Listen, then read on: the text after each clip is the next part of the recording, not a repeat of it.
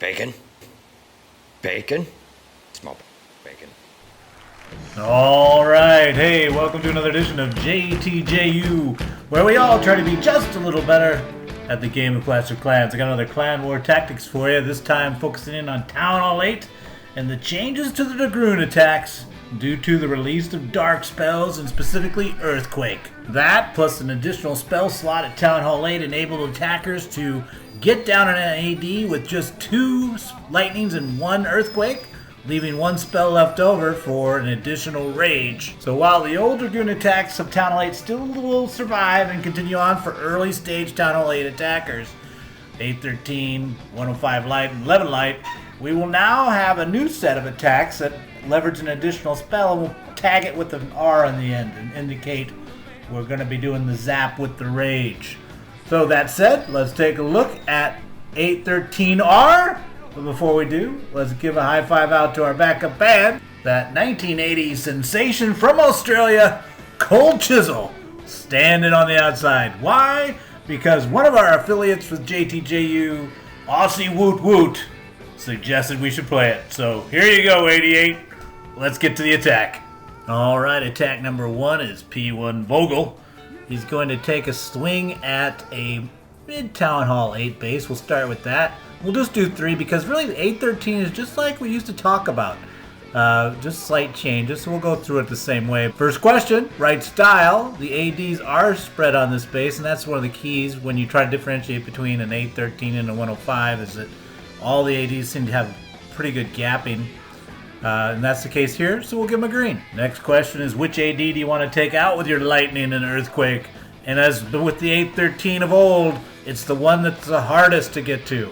So not the one that's the easiest for the backside sniping, 1 or 2 hops.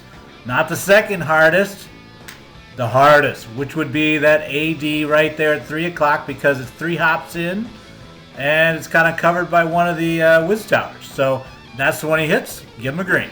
The next question is which line to attack an AD from. Is it 9 or 1? And in this case he picks 9, and that's the right call. Both 1 and 9, the ADs there have the similar hop distance of 2. The one at 1 o'clock has a weaker whiz tower covering it.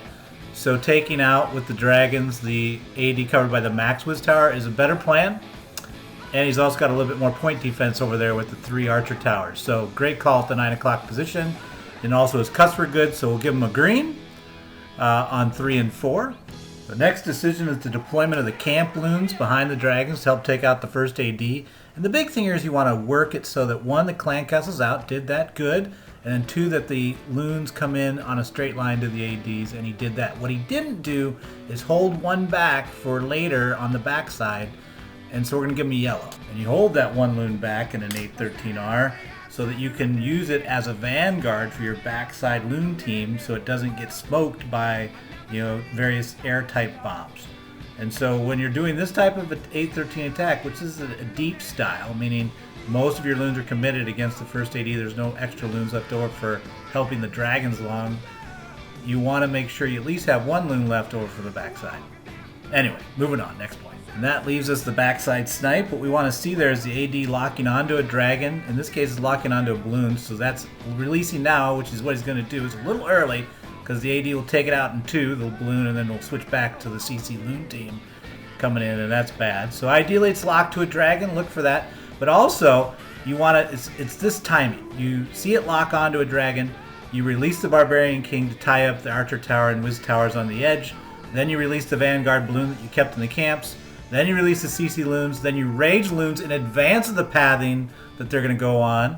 See how you rage behind it, and then you continue on. Then the game's over, right? So for point 6 and 7, I would say he almost had a yellow or a red there, but he's still going to actually pull out the attack, and that kind of shows you how powerful. He did get a little boost out of the extra rage there in terms of getting his loons quicker to the first target, but he really didn't get the maximum effect, and that's why you see he's only got 2 dragons left. In the later attacks, you'll see the other guys typically have 4. So that's our first example. The next 2 will go a little quicker, so you can just kind of get a feel for how it's fitting, and then we'll wrap it up. All right, let's get to the second attack. Okay, next attack is actually going to be a max Town Hall 8 base. Same attacker. P1 Vogel's going to try to redeem himself, do a little better this time. So the right style, of course, is accurate. Give him a green. zapQuake on the 9 o'clock position is probably... they're all very similar, so I'd say it's a good call in terms of zapping that one. His dragon deployment is pretty good. Good cuts. His dragons are zooming on the 1ID. He might have gone with a trident here instead of a deep deploy, saving some of his camp balloons.